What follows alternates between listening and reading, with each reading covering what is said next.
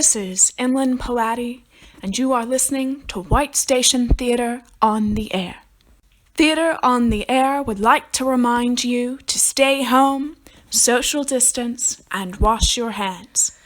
Now, please enjoy White Station Theatre on the Air's Colgate Dental Cream to clean your breath while you clean your teeth and help stop tooth decay, and Luster Cream Shampoo for soft, glamorous, caressable hair bring you Our Miss Brooks.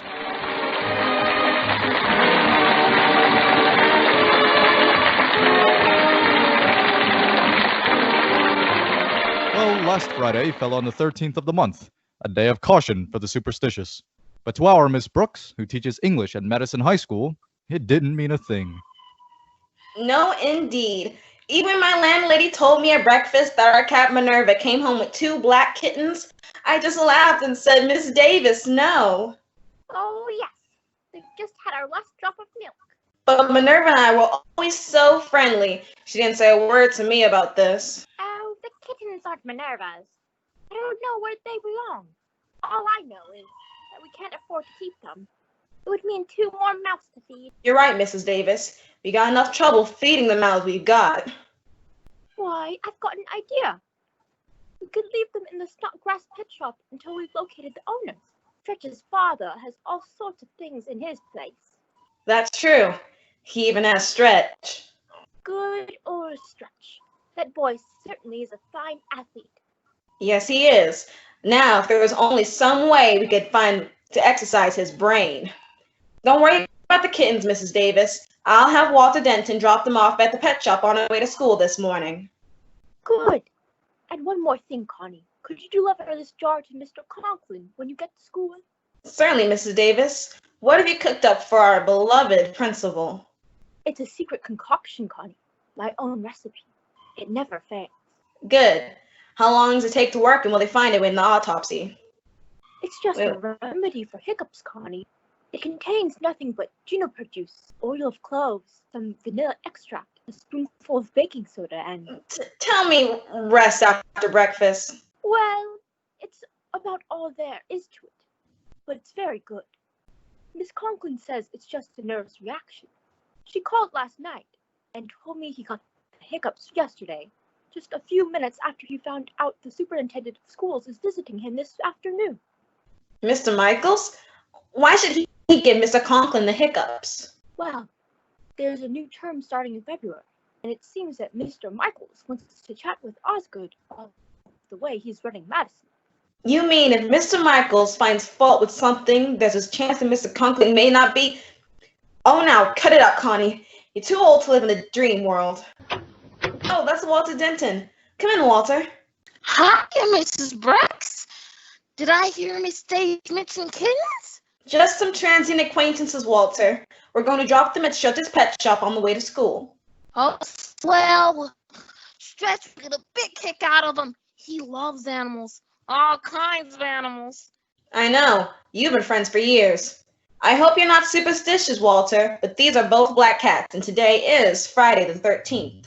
Oh, that doesn't bother me, Miss Brooks. This is going to be a red-letter day in my memory. The day when the results of careful planning should be brought to fruition. You've heard of Cure the Habit Incorporated, haven't you? You mean the outfit that helps people overcome alcoholism? Yes, ma'am. They've got a big ad in the papers, you know.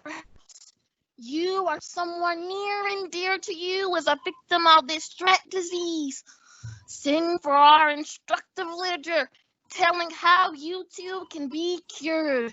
Well, day before yesterday, I sent for it. You, Walter? Always thought you were strictly a 2-Coke-a-day man.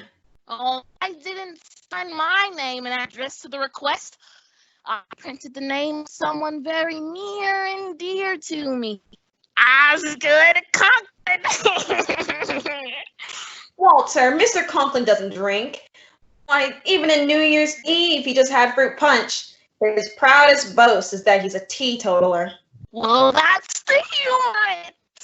When he gets all this stuff in the mail, he'll think that somebody somewhere doesn't believe that he doesn't drink. That thought alone should turn him purple. Well, it would be quite a picturesque spectacle. but I still don't think it's right, Walter. Does Harriet know about this rib? Of course not. She's his daughter. She likes Mr. Conklin. Well, she's bright in other ways. Now come on, Walter.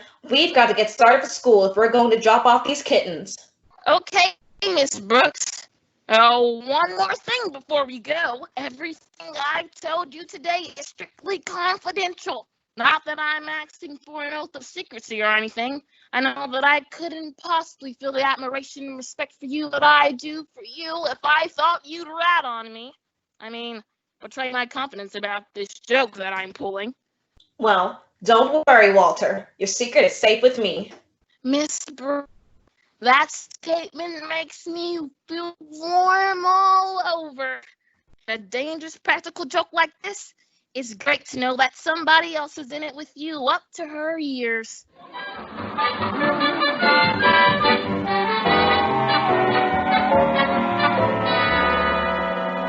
Sorry to have kept you waiting, Mr. Chalmers. What can I do for you? Well, Mr. Michaels, as superintendent of schools, you are acquainted no doubt with the principal of Madison High School. Oh, yes, that's Osgood Conklin. As a matter of fact, I'm going to see him this afternoon. Then I'd very much like to go with you.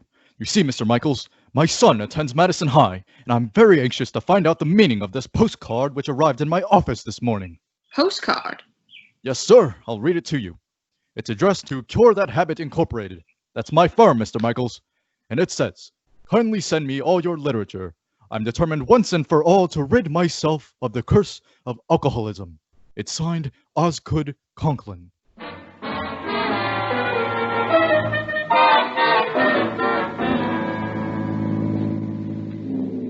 Here we are, Miss Brooks. Dear old Madison High. I should have known that Snodgrass Pet Shop doesn't open until 9. What in the world are we going to do with these kittens, Walter? Gosh, I don't know, Miss Brooks. Mr. Conklin's awfully strict about pets in the building. The only animals allowed are in Mr. Boyne's lab. Oh, say, we could keep him in there until lunch period. That's right. Then Stress could take them over to his dad's shop.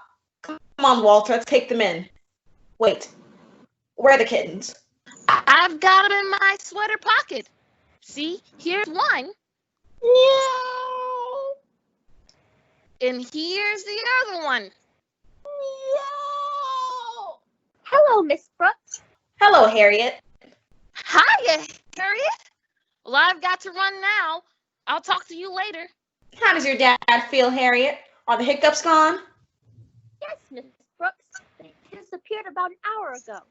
But I'm afraid it isn't permanent.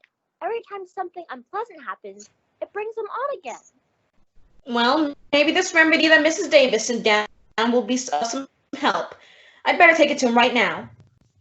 All right, Miss Brooks. See you in class.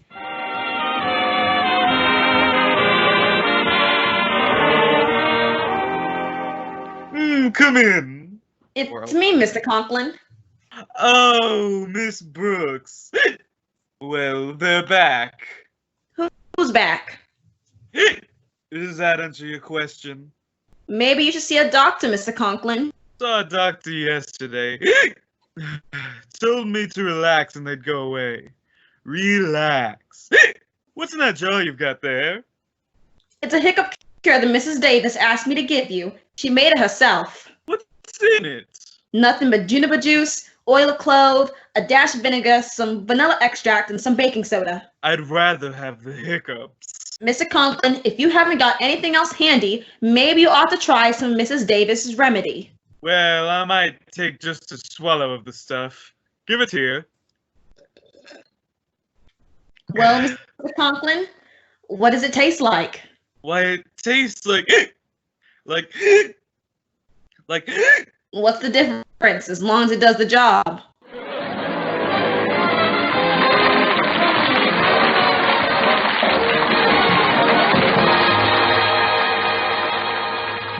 Well, after giving Mr. Conklin an antidote for Mrs. Davis's hiccup remedy, I returned to my classroom and whiled away the hours before lunch by teaching a bit of English. Promptly at noon, I found myself, by an amazing coincidence which occurs daily, in Mr. Boynton's biology lab. Come in. Oh, it's you, Miss Brooks. I'm glad you dropped in. Very glad indeed. Honestly, Mr. Boynton? I should say so. You've got to get these cats out of here. Oh, now don't worry about that. Walter Denton has asked Stretch to pick them up and take them to Snodgrass Pet Shop. Oh, good. Where are they, Mr. Boynton? Well, I had to keep them over here in a separate cage, away from the white mice. They were pretty upset. Cats do that to mice as a rule. Here they are. This one loves to be petted. Meow.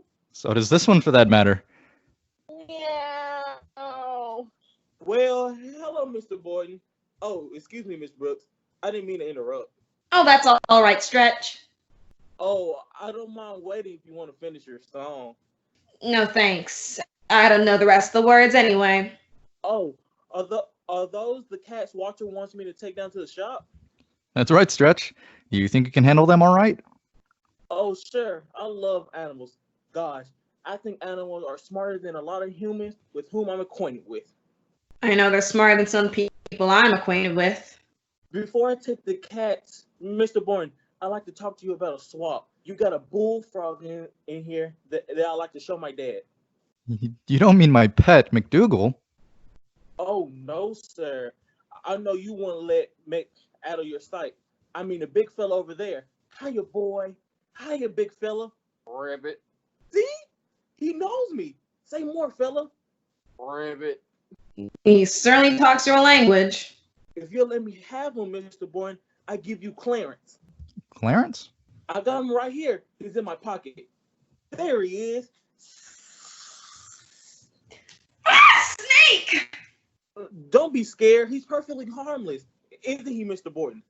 Oh, yes, of course. It's completely non-poisonous, Miss Brooks. This little creature's a milk snake. That's right. Miss Brooks, just a little old milk snake. He couldn't possibly hurt anyone. Miss Brooks, he's just a baby. That doesn't prove anything. When I was a baby, I bit people all the time. Take him away, Stretch, please. Well, yeah, Stretch. Keep the snake and take the frog along, too. Gee, thanks, Mr. Bourne. I'll take awful good care of him. Don't forget the kitten, Stretch. Oh, I won't. Let's see now. It's a good thing I wore my sports jacket today. I can put the kittens in my side pocket, the frog in my inside pocket, and Clarence in my breast pocket. Too bad you're not a kangaroo. You can give me a lift to the cafeteria. Oh, I'm not going to the cafeteria. I've got to go to the principal's office and clean it up. Mr. Cochran expecting some high brass down. You mean the chandelier's loose? No, ma'am. The superintendent of schools is coming here. And that reminds me, Mr. Cochran says that you should expect his office as soon as I get through and see everything is spick and span. Me? That's right, Miss Brooks. Well, I better get going. Thanks for the king frog, Mr. Boynton. Oh, you're welcome, Stretch. See ya in a little while, Miss Brooks. Well, that's just dandy. Now I won't be able to accept your charming invitation to lunch, Mr. Boynton. What invitation? Oh, you mean to lunch? Oh, gee, Miss Brooks. Maybe you could have a quick lunch with me and then inspect Mr. Conklin's office. I hate to disappoint you, Mr. Boynton. That's just what I'm going to do.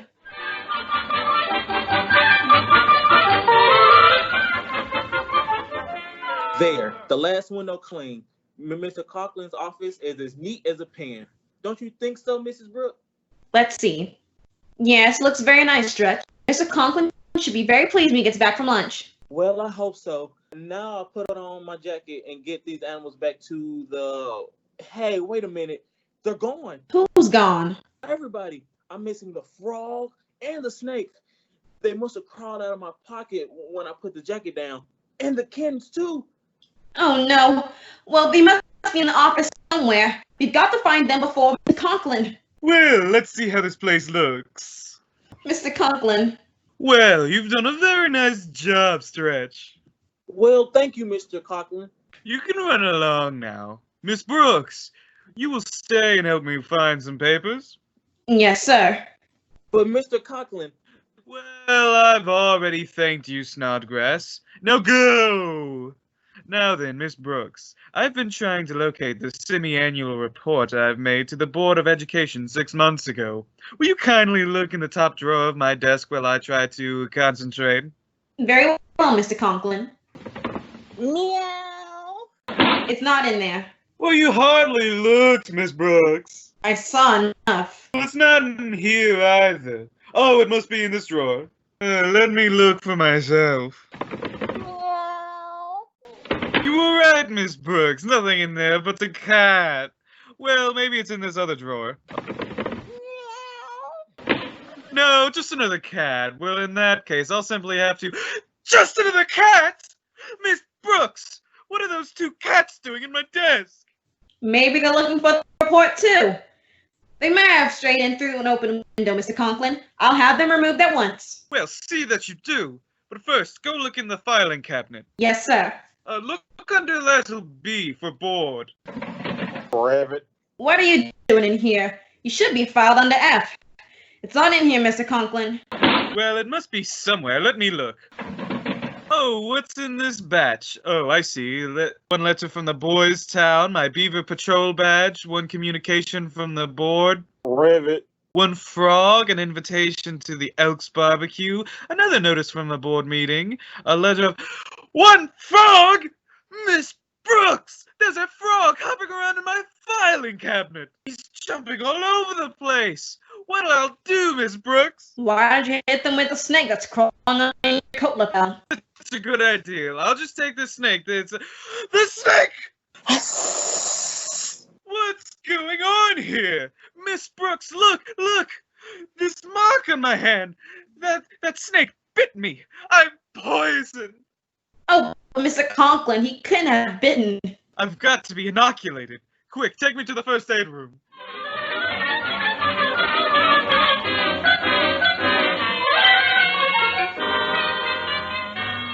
Now, just sit in that chair and relax for a minute, Mr. Conklin. I'll be right back. As you say, Miss Brooks. Well, hi, Miss Brooks. I got all the animals out of Miss Conklin's office. Good.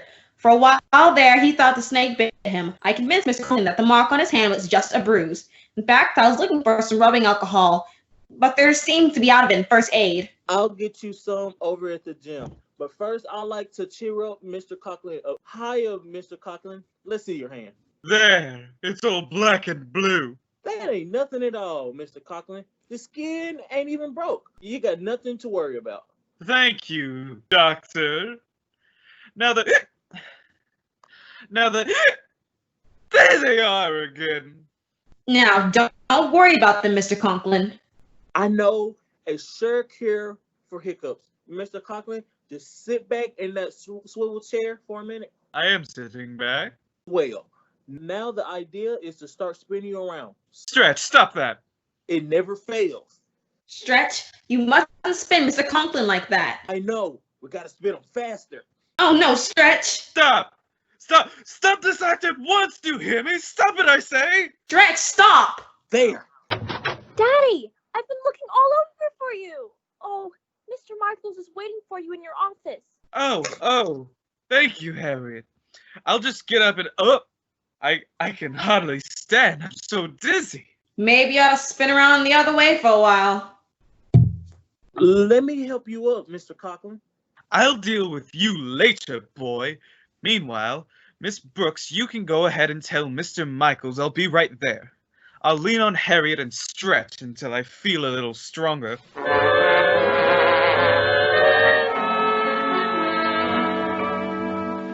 So you see, Mr. Michaels, I certainly wouldn't want my boy in a school run by someone who had to come to my firm for assistance.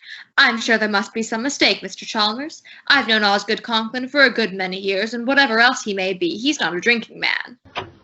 Good day, gentlemen. I'm Miss Brooks. Mr. Conklin will be here in a minute. I'm Mr. Michaels, Miss Brooks, and this is Mr. Chalmers. How do you do? How you do? Now tell me, Miss Brooks, how is Mr. Conklin feeling these days? Feeling? Yes. Oh, just fine. He's never been better. Good. You see, Mr. Chalmers, I'm sure that one look at Mr. Conklin will convince you that he's not the type of person who needs to send postcards to Cure That Habit Incorporated. Hello, Mr. Michaels. I'm so sorry I'm late. Let me help you up, Mr. Conklin. Oh, I must have tripped, Mr. Michaels. And who are these gentlemen with you? These gentlemen are Mr. Chalmers. Shake hands with the one in the middle. Pleasure to know you, Mr. Chalmers. Don't look now, but that's Mr. Michaels. He is Mr. Chalmers. Oh, of course. Glad to shake your hands, Mr. Chalmers. You're shaking his umbrella. What seems to be the matter, Mr. Conklin? Having trouble with your vision? Oh, yes, that's it. I broke my glasses this morning. Well, I'll get over here and sit down at my desk. Michaels, look at him stagger. Incredible. Miss Brooks, you said Mr. Conklin never felt better. That's right. You just seen him an hour ago. Boy, what hiccups. Hiccups. Yes, I always get them when I'm startled. And what, may I ask, startled you? He opened his desk drawer this morning and saw a cat in it. Tell me, Mr. Conklin, in which drawer did you, see this cat? Well, the first cat I saw was in this drawer. In this drawer, Mr. Conklin? No, there was another cat in there. It was the one over here that startled me. Would you mind showing us your cats, Mr. Conklin? Not at all. They're right here in these drawers. Well. Why, they're gone. They come and they go, Mr. Conklin? Brooks, where are the cats? They disappeared after I took you to first aid. But he really did see them, gentlemen. Indeed. The next thing you'll be trying to tell us is that he found a bullfrog in his filing cabinet. How did you know? Bullfrog too? There must be some error here. Yes, he was filed under B instead of F. Well, Mr. Michaels, do you believe me now? Well, I'm afraid I do, Mr. Chalmers. Conklin, I don't want to seem unnecessarily cruel, but if you want to stay on as principal of this school, then you should... Pardon me, folks. Here's your alcohol, Mr. Conklin. I'll take a stretch. Miss Brooks, that alcohol is for Mr. Conklin? Yes, it's for the snake bit him. Snake? It really didn't bite him, he just thought it did. Well, so you saw a snake too, Mr. Conklin? Yes, I did, right on my lapel. Although I'm told he's not poisonous, snakes still give me an extremely unpleasant feeling. I assure you that if I ever see him again... Now, wait a minute. There he is under your chair, Mr. Chalmers! Look out! I'll get him! Oh, he's a wiggly one! I'll get him! Oh, there he is! There! Good for you, Mr. Conklin. You have just killed Mr. Chalmers' umbrella. I'm going to get out of here. This man is dangerous. I'll go with you, Mr. Chalmers. As for you, Mr. Conklin, I'll talk to you again when you're sober. Sober? Mr. Chalmers here is the head of Cure That Habit Incorporated. Oh no. This card he received yesterday will explain why he called on me this morning. Good day. Cure That Habit Incorporated? What does that have to do with me? Miss Brooks, read this card for me. As you know, I cannot read. It says, kindly send me all your literature. I am determined once and for all to rid myself of the curse of alcoholism. And it's signed, Osgood Conklin. Poor soul. Any man who has to resort to writing in Osgood Conklin. Now, Mr. Conklin, I know you didn't write this postcard because I know who did. But it was only a little Friday the 13th joke, and I'm honor bound to not mention who did it. Oh, you are. Well, Miss Brooks, such loyalty is worthy of a better fate than the one which you are about to crumble. You see, you and I have traveled the road of learning together for some time now. It hasn't always been a smooth road, but it's been our road, Miss Brooks. Now, do you know what's in store for you? I believe I do, Mr. Conklin. Pass me the alcohol. The rubbing alcohol? Yes, I might as well have one for the road.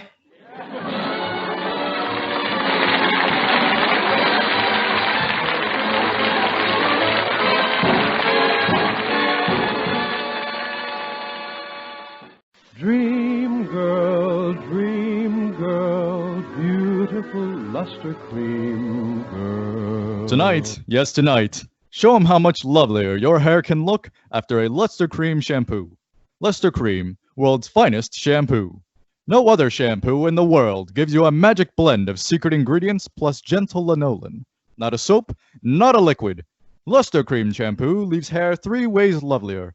Fragrantly clean, free of loose dandruff, glistening with sheen, soft, manageable, even in hardest water. Luster Cream lathers instantly. No special rinse needed after a Luster Cream shampoo. So gentle, Luster Cream is wonderful, even for children's hair.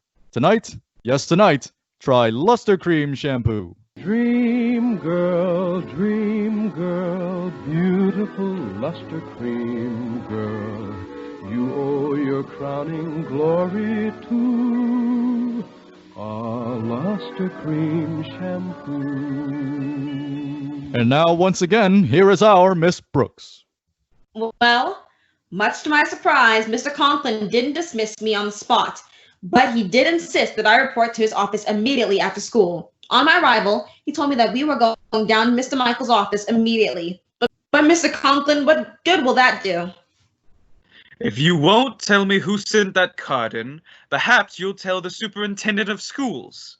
Now wait right here where you are, Miss Brooks. I'm going to get my hat and coat out of this closet. Yes, Mr. Conklin. Hiya, Mrs. Brooks. Gee, I'm glad Mr. Conklin's not here. Now look at this. Here's another ad for one of those liquor cures.